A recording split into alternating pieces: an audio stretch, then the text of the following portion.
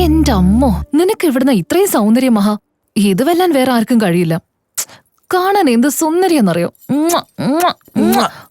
ദേവി മഹാമായേ, നീ എന്താടാ കാലേ വീഴുന്നേ? നിന്റെ ഒരു ഹെൽപ്പ് ആവശ്യം. എനിക്ക് തോന്നി കാര്യം കാണാനാന്ന്. നീ കാര്യം എന്താന്ന് പറ. എന്റെ അമ്മ മഹാലക്ഷ്മി ക്ഷേത്രത്തിലാ പോവാൻ പറഞ്ഞത്. അതിന് എന്നെ കാണാൻ വന്നെന്തിനാ? എനിക്ക് ലക്ഷ്മി മഹാലക്ഷ്മി ഒക്കെ നീയല്ലേ? അത് ശരി. എങ്കിൽ പൂജ ചെയ്ത് പ്രാർത്ഥിക്കേ. ടൈമിംഗ് അറിയാതെ വന്നോടും. ശരി, വന്ന കാര്യം എന്താന്ന് പറ. അത് ഗാന്ധിയുള്ള കുറച്ച് കടലാസ് വേണമായിരുന്നു. ബസിന്റെ കാൽക്കൽ വീണ് പറയേ, നരകത്തിലേക്ക് പോകുന്ന വഴിയിലെ സ്വർഗം. അവിടെ ഗാന്ധി മുത്തച്ഛനിടാവും ഈന്ന് ചിരിച്ചോണ്ട്. ഓ മതി, ഒന്ന് നിർത്ത്. നീയും ഗാന്ധിയും തമ്മിൽ നല്ല സ്ട്രോങ് ബന്ധല്ലേ?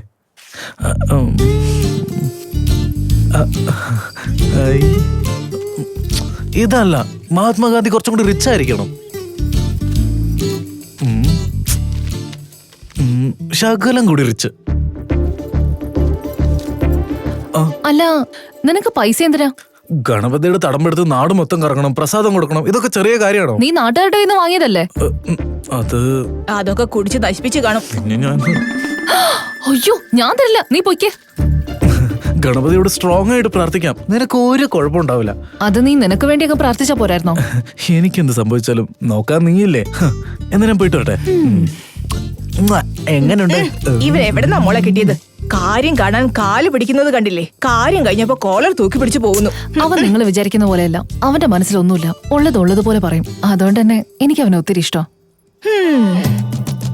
एक लड़की एंड लड़का कभी दोस्त नहीं बनता.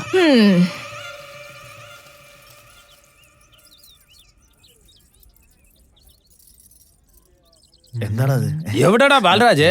മുഹൂർത്തത്തിന് സമയമായില്ലേ? ഗണപതിയെ കൊണ്ടുവരുമോ ഇല്ലയോ? താനതാ ഇങ്ങനെ എപ്പോ നോക്കിയാലും ആന്നും പറഞ്ഞു നിൽക്കും. അതെന്താ ചെറിയ സാധനമാണെന്ന് കരുതിയോ കയ്യിലെടുത്തോണ്ട് വരാൻ? അതല്ല തന്നെ പോലുള്ള സാധനമാണെന്ന് കരുതി ഹോട്ടലിൽ കയറിക്കൊണ്ട് വരാം. അപ്പൊ തടി ഉണ്ടാവും, മിനിമം ആയിരിക്കും, ചെടിയൊക്കെ തട്ടും. അവൻ ആരാടാ വേറെ അവിടെ വെച്ചത്? ഒരുത്തനെയും കാണുന്നില്ല. ഈപിക്കാരായിരിക്കും, മിനിമം ആയിരിക്കും. അത് എങ്ങനെ ഉണ്ടോന്ന് വെച്ചാൽ വരുന്നടാ.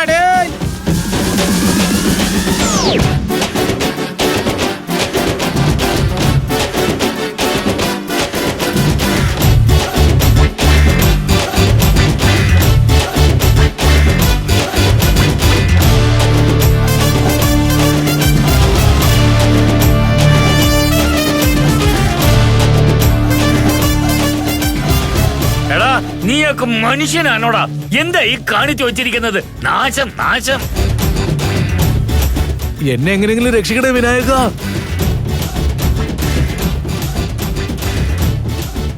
ഇത് വെച്ച് എങ്ങനെയെങ്കിലും മാനേജ് ചെയ്യാം.